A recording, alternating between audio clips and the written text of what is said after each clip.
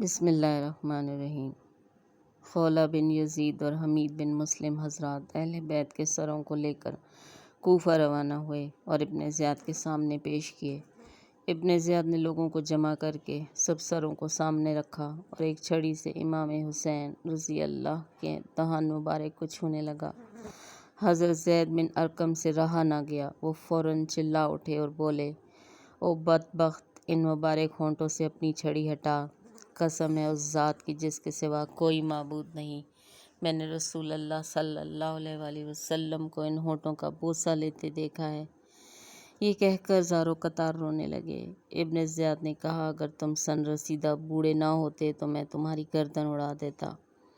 حضرت زید بن ارقم رضی اللہ عنہ یہ کہتے ہوئے مجلس سے اٹھ کر باہر آ گئے کہ اے عرب کے قوم، آج کے بعد تم غلام ہو، کیونکہ آج تم نے سیدۃ النساء حضرت فاطمہ الزہرا کے لخت جگر کو قتل کر دیا ہے اور مرجانہ کے بیٹے کو اپنا اسیر بنا لیا ہے۔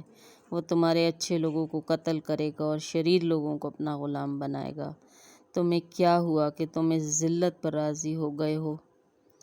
عمرو بن سعد 2 روز کے بعد بقیہ اہل بیت امام حسین رضی اللہ کی بیٹیوں، بہنوں اور بچوں کو ساتھ لے کر کوفہ کے لیے نکلا ہی تھا کہ انہیں امام حسین رضی اللہ عنہ اور ان کے اصحاب کی لاشیں پڑی ہوئی نظر آئیں۔ عورتوں اور بچوں نے جب یہ منظر دیکھا تو گہرام مچ گیا، گویا زمین و آسمان رونے لگ گئے۔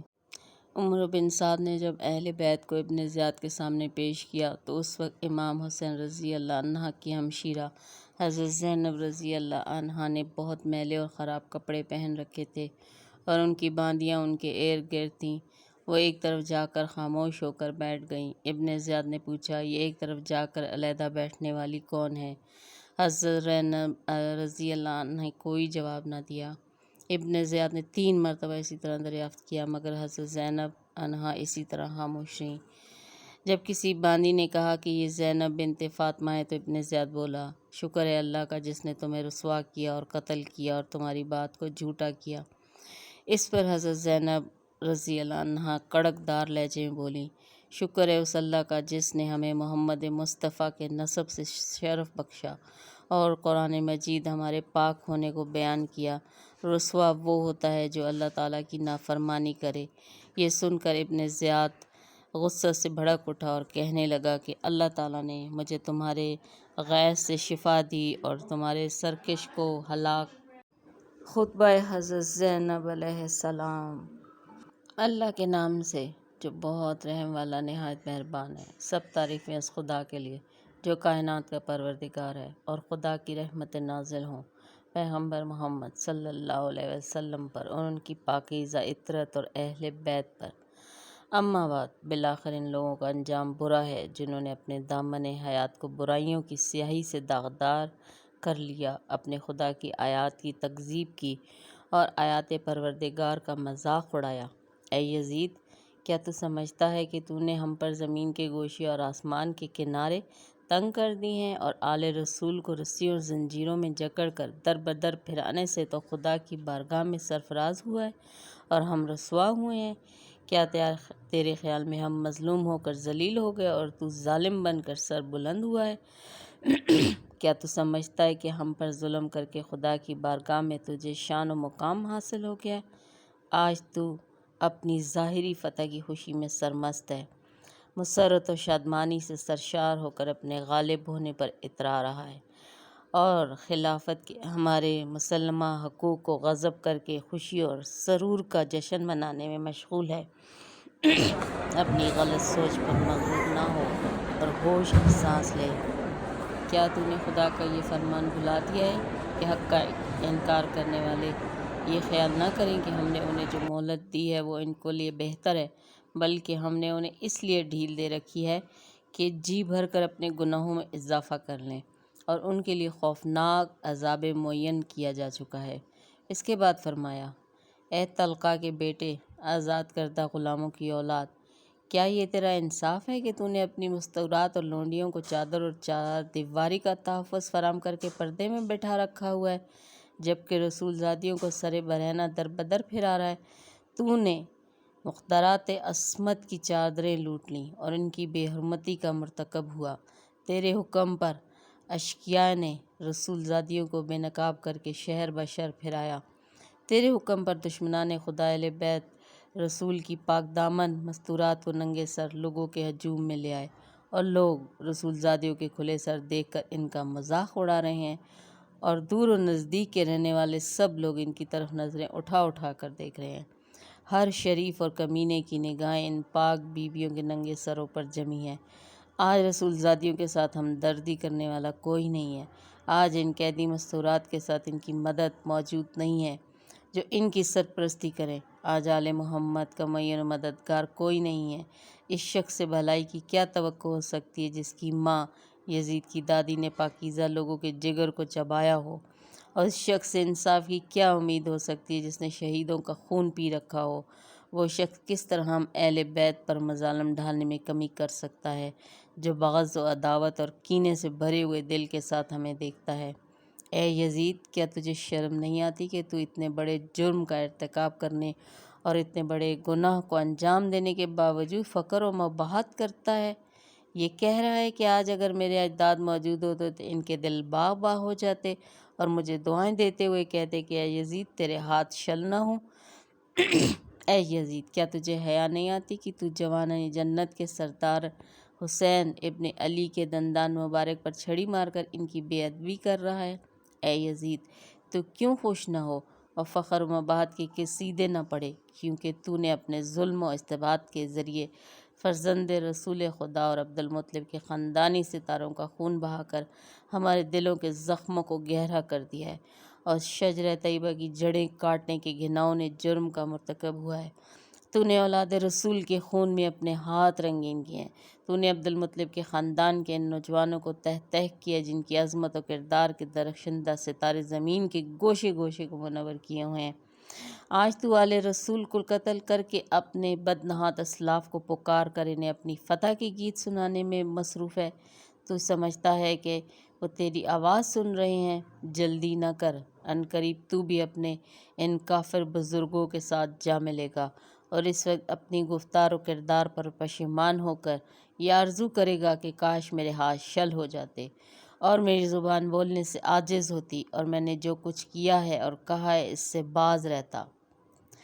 اس کے بعد حضرت زینب نے آسمان کی طرف منہ کر کے بارگاہ الہی میں عرض کی، اے ہمارے پروردگار، تو ہمارا حق ان ظالموں سے ہمیں دلا دے، اور تو ہمارے حق کا بدلہ ان سے لے۔ اے پروردگار، تو ہی ان ستمگروں سے ہمارا انتقام لے، اور اے خدا، تو ہی ان پر اپنا غضب نازل فرما جس نے ہمارے عزیزوں کو خون میں نہلایا اور ہمارے مددگاروں کو تہ تہ کر دیا۔ اے یزید، خدا کی قسم، تو نے جو ظلم کیا ہے یہ اپنے ساتھ ظلم کیا ہے۔ تو نے کسی کی نہیں بلکہ اپنی ہی کھال چاک کی ہے، اور تو نے کسی کا نہیں بلکہ اپنا ہی گوشت کاٹا ہے۔ تو رسول خدا کے سامنے ایک مجرم کی صورت میں لایا جائے گا، اور تجھ سے تیرے اس گناہوں جرم کی باز پرس ہوگی کہ تو نے اولاد رسول کا خون ناحق کیوں بہایا اور رسول زادیوں کو کیوں در بدر پھرایا، نیز رسول کے جگر پاروں کے ساتھ ظلم کیوں روا رکھا۔ اے یزید، یاد رکھ کہ خدا آل رسول کا تجھ سے انتقام لے کر اس مظلوموں کا حق انہیں دلائے گا اور انہیں امن و سکون کی نعمت سے مالا مال کر دے گا۔ خدا کا فرمان ہے کہ تم گمان نہ کرو کہ جو لوگ راہ خدا میں مارے گئے ہیں وہ مر چکے ہیں، بلکہ وہ ہمیشہ کی زندگی پا گئے ہیں اور بارگاہ الہی سے روزی پا رہے ہیں۔ اے یزید، یاد رکھ کہ تو نے جو ظلم آل محمد پر ڈھائے ہیں اس پر رسول خدا عدالت الہی میں تیرے خلاف شکایت کریں گے، اور جبرائیل امین آل رسول کی گواہی دیں گے۔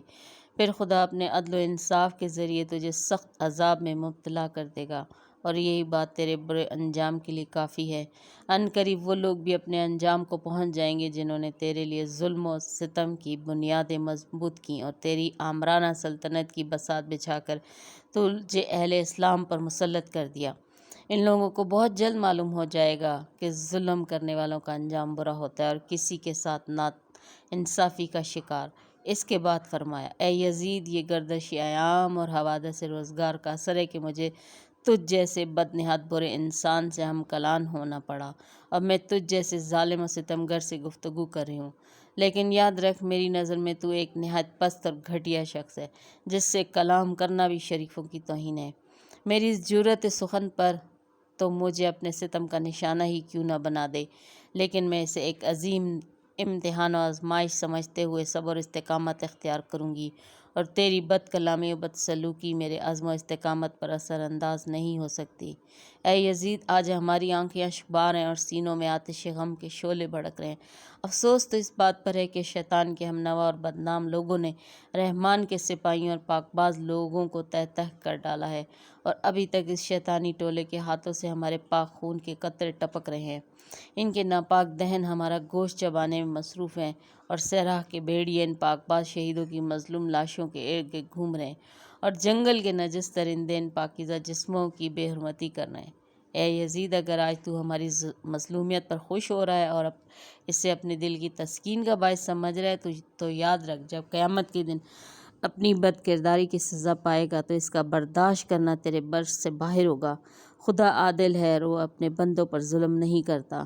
ہم اپنی مظلومی اپنے خدا کے سامنے پیش کرتے ہیں، اور ہر حال میں اس کی عنایت اور عدل و انصاف پر ہمارا بھروسہ ہے۔ اے یزید، تو جتنا چاہے مکر و فریب کر لے اور بھرپور کوشش کر کے دیکھ لے، مگر تجھے معلوم ہونا چاہیے کہ تو نہ تو ہماری یاد لوگوں کے دلوں سے مٹا سکے گا، اور نہ ہی وحی الہی کے پاکیزہ آثار محو کر سکے گا۔ تو یہ خیال خام اپنے دل سے نکال دے کہ ظاہر سازی کے ذریعہ ہماری شان و منزلت کو پالے گا۔ تو نے جس گھنونے جرم کا ارتکاب کیا، اس کا بدنما دغا اپنی دامن سے نہیں دھو پائے گا۔ تیرا نظریہ نہایت کمزور اور گھٹیا ہے۔ تیری حکومت میں گنتی کے چند دن باقی ہیں، تیرے سب ساتھی تیرا ساتھ چھوڑ جائیں گے، تیرے پاس اس دن کی حسرت و پشیمانی کے سوا کچھ بھی نہیں بچے گا، جب منادی ندا کرے گا کہ ظالم و ستمگر لوگوں کے لیے خدا کی لعنت ہے۔ ہم خدائے قدوس کی بارگاہ میں سپاس گزار ہیں کہ ہمارے خاندان کے پہلے فرد حضرت محمد صلی اللہ علیہ وسلم کو سعادت و مغفرت سے بہرمند فرما، اور امام حسین علیہ السلام کو شہادت و رحمت کی نعمتوں سے نوازا۔ ہم بارگاہ یزیدی میں دعا کرتے کہ وہ ہمارے شہیدوں کے ثواب و اجر میں اضافہ و تکمیل فرمائے، اور ہم باقی سب افراد کو اپنی عنایتوں سے نوازے۔ بے شک خدا ہی رحم اور رحمت کرنے والا اور حقیقی معنوں میں مہربان ہے۔ خدا کی عنایتوں کے سوا کچھ مطلوب نہیں، اور ہمیں صرف اور صرف اس کی ذات پر بھروسہ ہے، اس لیے کہ اس سے بہتر کوئی سہارا نہیں۔ یادگار خطبہ حضرت زینب علیہ السلام کا۔